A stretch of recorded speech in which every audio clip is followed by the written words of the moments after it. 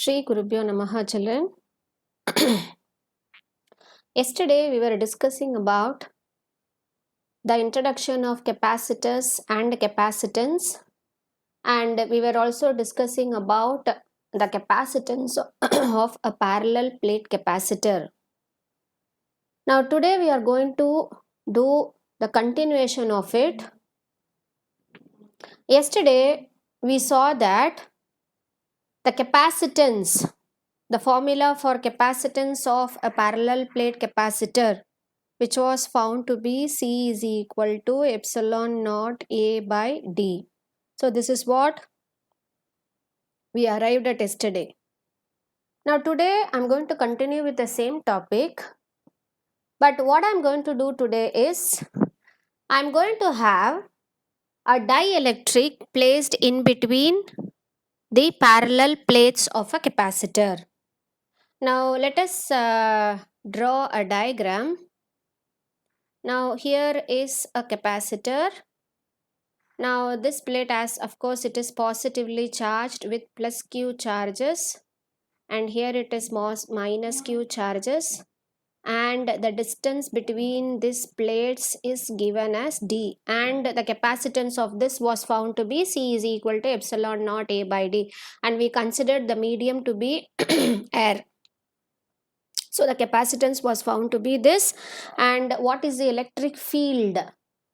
In the absence of a dielectric, the electric field was found to be E is equal to E naught, let us write E naught equal to sigma by epsilon naught. This case also yesterday I discussed. So if the electric field is going to be sigma by epsilon naught, then what will be the potential difference, children? The potential difference was found to be V naught is equal to E naught equal to E naught into D. Okay, ma? Are you able to understand? So this is with respect to the capacitance of a parallel plate capacitor, right? So what happens when you introduce a dielectric in between the in between the plates of a parallel plate capacitor? So that is our topic. So the topic is effect of dielectric. So definitely I'm going to derive at an equation which talks about when you add a dielectric in between the plates of a capacitor, the capacitance will increase. Okay, so I'm going to prove that with the derivation part of it, right? So as such, in the absence of a dielectric, I wrote the electric field and the potential difference, and the capacitance in the case will be, in this case will be C naught equal to, you know the formula for capacitance, which is Q by V naught, which is equal to epsilon naught A by D. So this is what we arrived at. So C is equal to, C naught equal to epsilon naught A by D. Okay, now I'm going to introduce a dielectric. Now let me draw a dielectric slab here. Now as you all know, now dielectric, now this is the external electric field E naught, right? Now when kept in an external electric field, we saw that the dielectric it gets polarized by the field with charges minus sigma. Here as such the conductor is positively charged, so here you have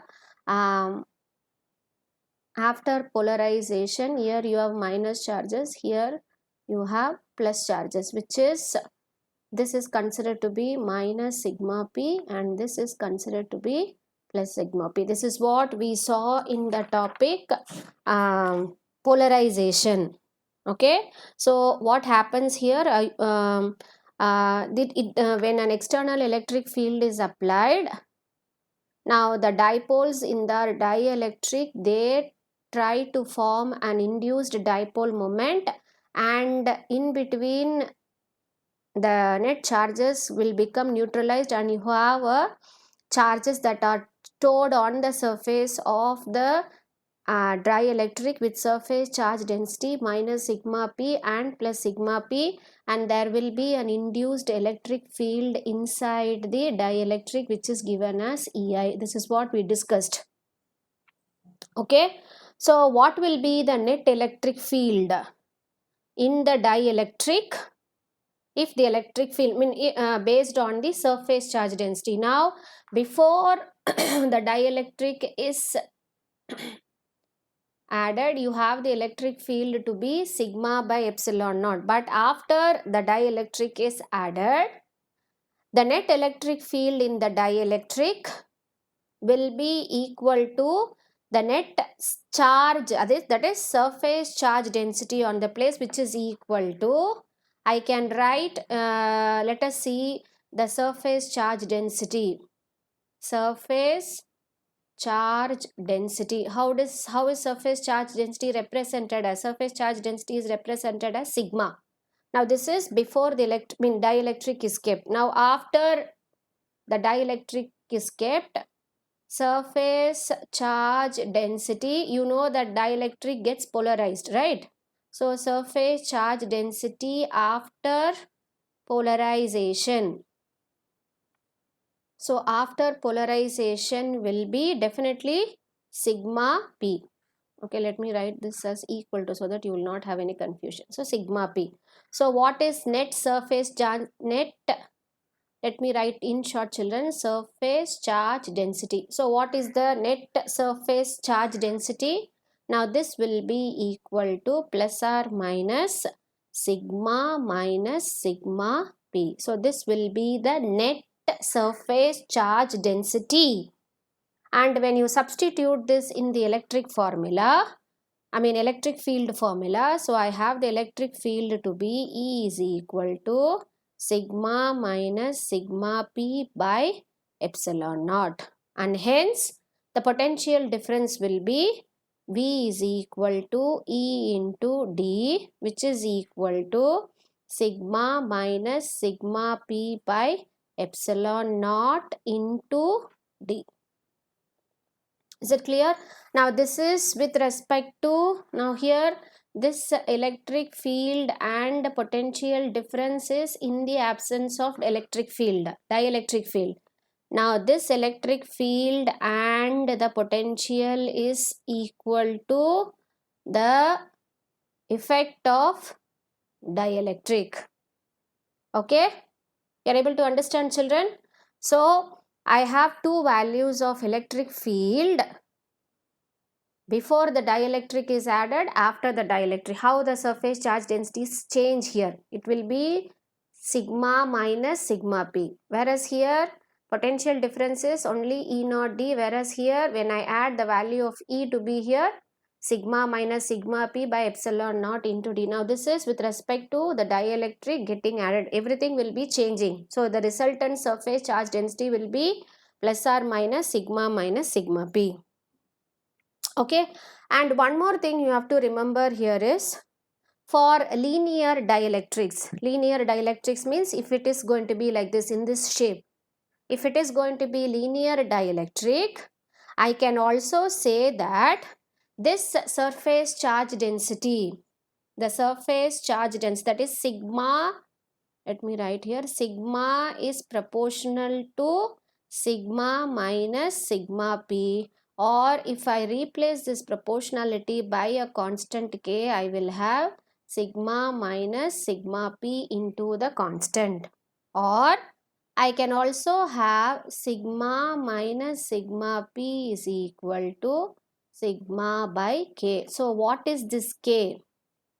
I'm going to tell you after a short while what is actually this k. Is nothing but you call it as a dielectric constant, which is the characteristic of the dielectric that is used here. So k represents, what is k, children? K represents, k is nothing but you call it as dielectric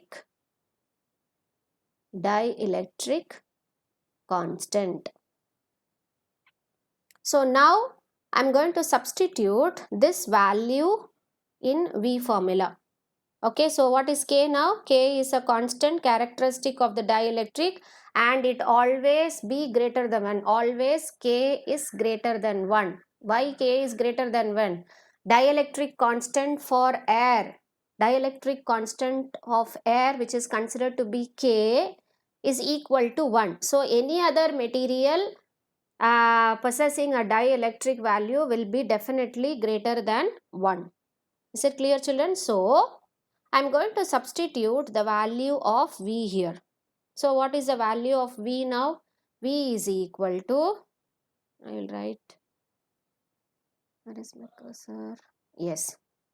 So V is equal to sigma into D by epsilon naught into K, which is equal to Q. Sigma is nothing but Q by A. So Q by A epsilon naught K into D. Is it clear? So this is equation for potential. Okay, now what I have done here? I have done here, instead of sigma minus sigma P, I have substituted as sigma by K. Okay, so sigma is nothing but what? Sigma is nothing but Q by A. You know the value for sigma to be, I will write here, that also I will write here. Sigma is equal to Q by A, which is surface charge density formula. So instead of sigma, I have substituted Q by A into D by epsilon naught K. Hope you are very clear in this, right? Now I am going to substitute all these values in the capacitance formula. So C is equal. Now this is the capacitance when you add a dielectric. Okay, so when you add a dielectric, capacitance will be formula. What is the formula? It is Q by V.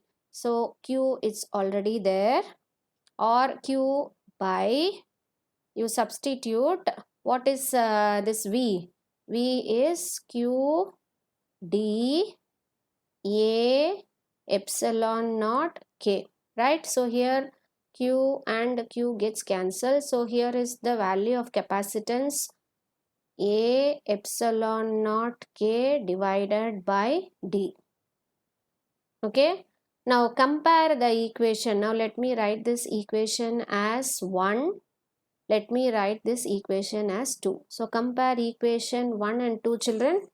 Equation 1 is the effect of capacitance in the absence of a dielectric, which is given as C is equal to epsilon naught A by D. Now equation 2 is the effect of capacitance when a dielectric is added. So what is the comparison I can give here, children? See here.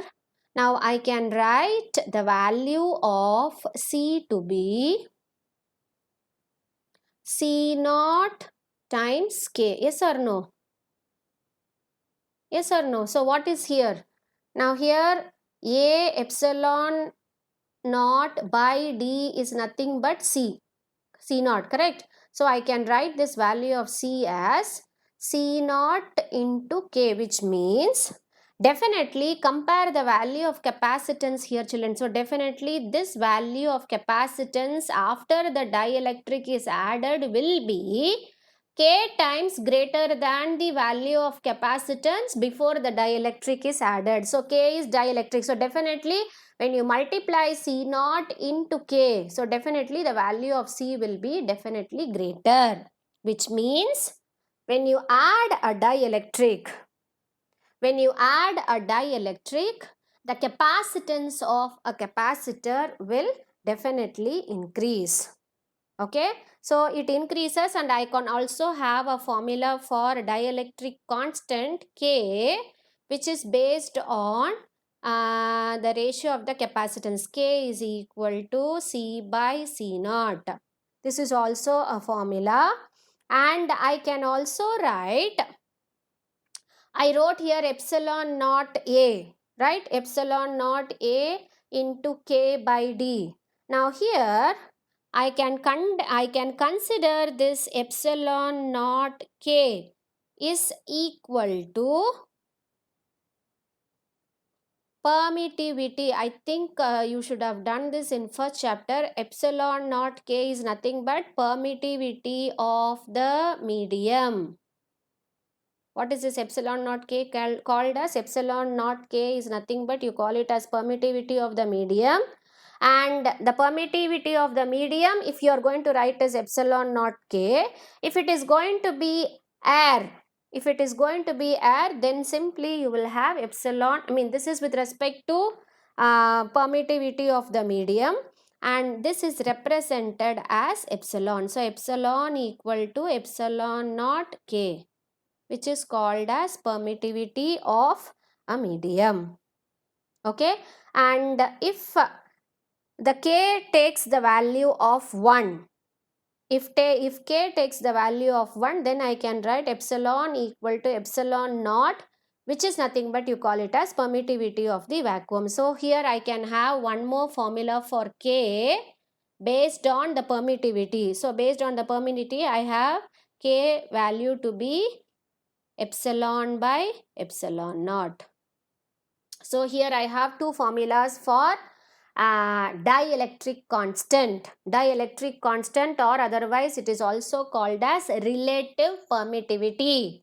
So based on the value of capacitance and based on the value of permittivity, I have two formulas for dielectric constant. So when you add a dielectric, the capacitance will increase. Now this formula we arrived at for the case of a parallel plate capacitor. Now the same formula we can arrive at when you consider the capacitor, when you consider to be the dielectric to be of some other form also. So this will apply to what do you say, any type of capacitor. It may be, now here we have taken for parallel capacitor. For a spherical capacitor, if you add a dielectric, for a cylindrical capacitor, if you add a dielectric, this value will be the same. Okay, so this is the derivation part of it. Go through the derivation part of it. If you have any doubt, children, please get it clarified. Okay, so next we are moving on to the energy stored in a capacitor. So capacitor, we all know the use of a capacitor. Capacitor not only store the charges, but also it stores energy. So what is energy? Energy is nothing but work done. Okay, now this is a parallel plate capacitor. Now when you connect a battery to this capacitor, okay, metal plates, before it gets charged, when you connect it to a battery, what happens here?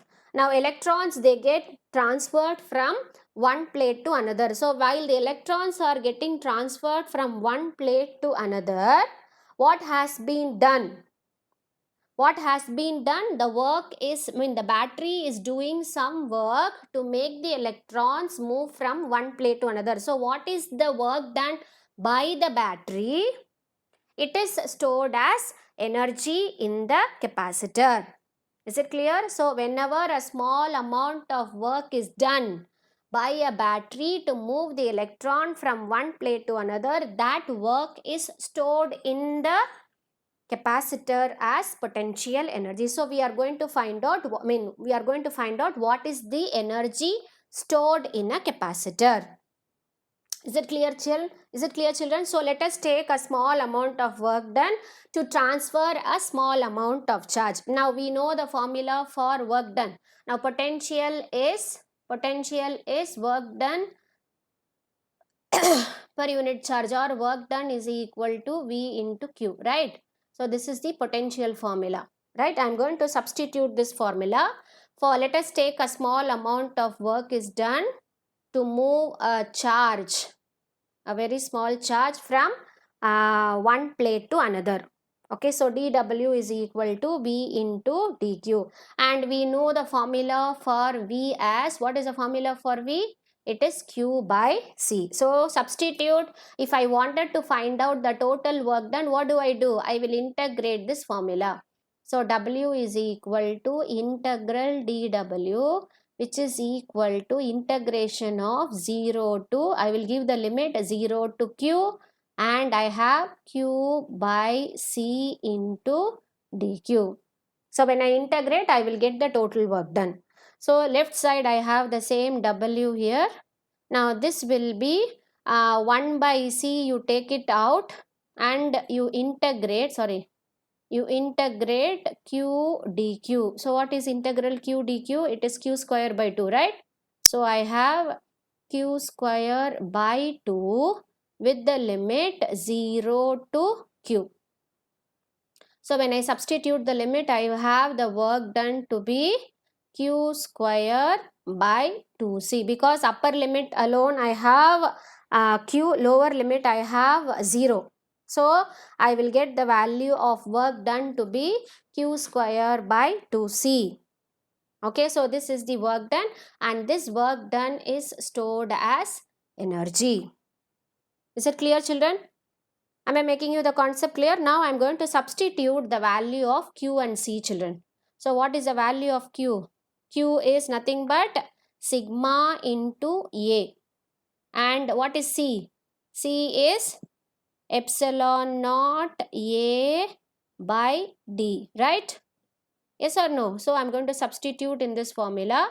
So U is equal to 1 by 2, you take outside, children, Q square. So I will have sigma square A square, right, divided by epsilon naught A into D will be there.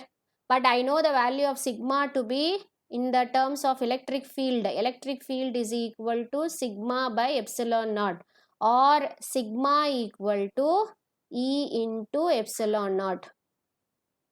Okay. Now I wanted to substitute sigma square. So I will have, this is equal to half into sigma square will be E square epsilon naught square A square D by epsilon naught into A. So here 1A gets cancelled. Here 1 epsilon naught gets cancelled. So here is the formula for energy, which is given as half into E square into epsilon naught A into D. I have 1A there, right? Now this is energy stored in a capacitor. Okay. Now what is this A into D? Now A into D is nothing but area into distance. Area into distance is nothing but what? Area into distance is nothing but volume. Yes or no? So volume of the region. Now I am going to find out the energy density. Energy density is nothing but energy stored per unit volume. So if AD is going to be 1 per unit volume is 1 meter cube. So if AD is going to be 1 meter cube, bring this AD to the denominator. So I have U by AD, which is nothing but energy density.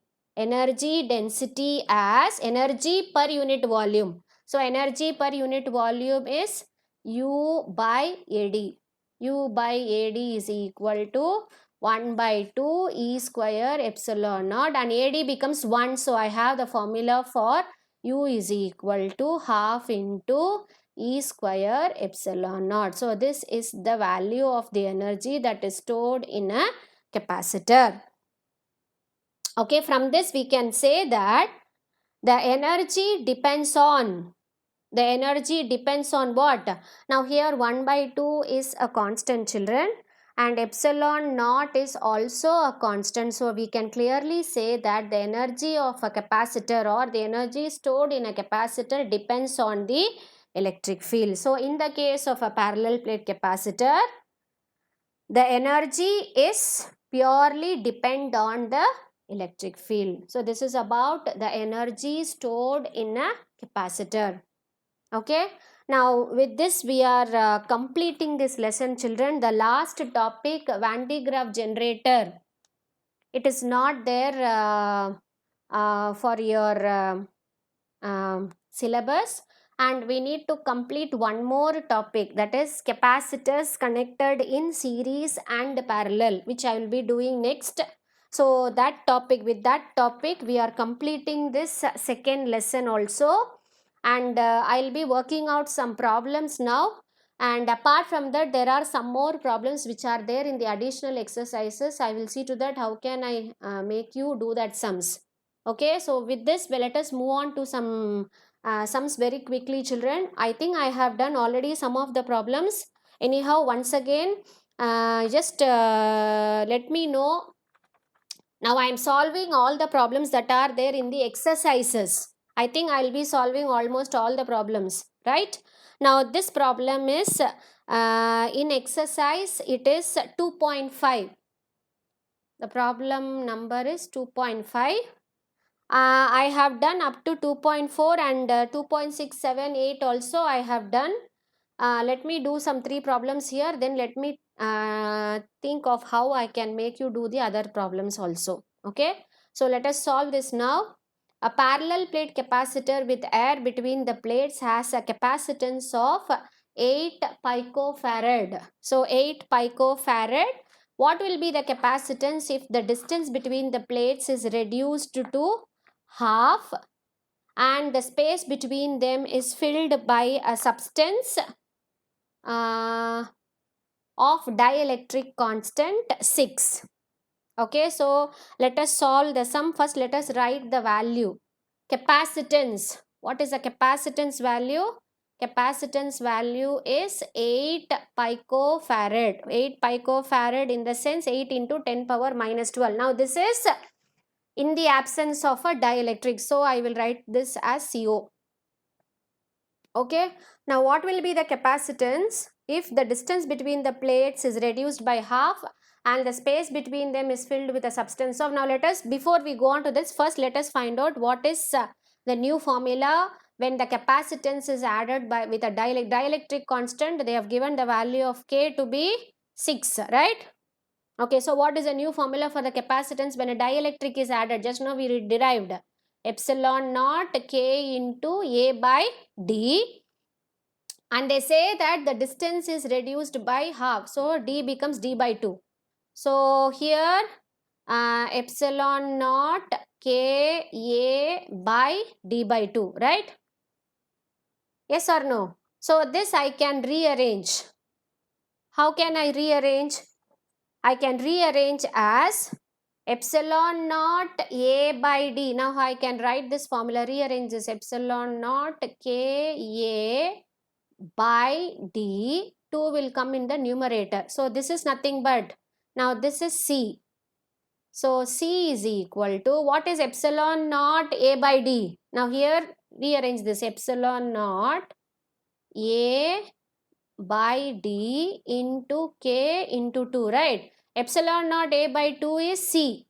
So C is equal to, what is the value of epsilon naught A by D? Now this epsilon naught A by D is, epsilon naught A by D is 8 picofarad, right? So 8 into 10 power minus 12 into K is 6 into 2. So what should be the answer? This should be the answer. Okay, is it clear? Is it clear? So the answer will be 96 picofarad, which is the capacitance. Okay, now next is a 12 picofarad capacitor is connected to a 50 volt battery. How much electrostatic energy is stored? Again, simple formula, U is equal to half CV square. Substitute half, C is 12 into 10 power minus 12 into 50 square. So the answer will be 1.5 into 10 power minus 8 joule, which is the potential energy. Is it clear? Is it clear, children? So with this, almost I think I have solved all the problems. The remaining we'll discuss in the next class. Hope we'll be starting with the next lesson tomorrow. Okay. See you, children.